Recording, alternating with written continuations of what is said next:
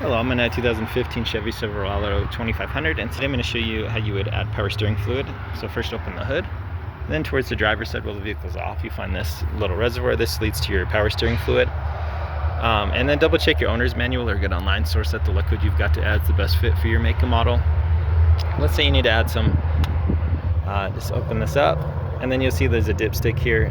So the dot towards the left is full, and then towards the right would be a low mark, so you want it pretty close to the left.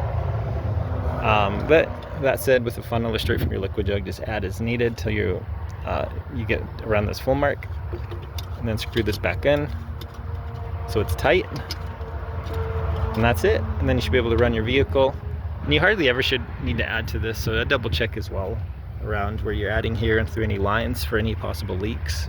And if there are leaks, that's something I would highly suggest addressing.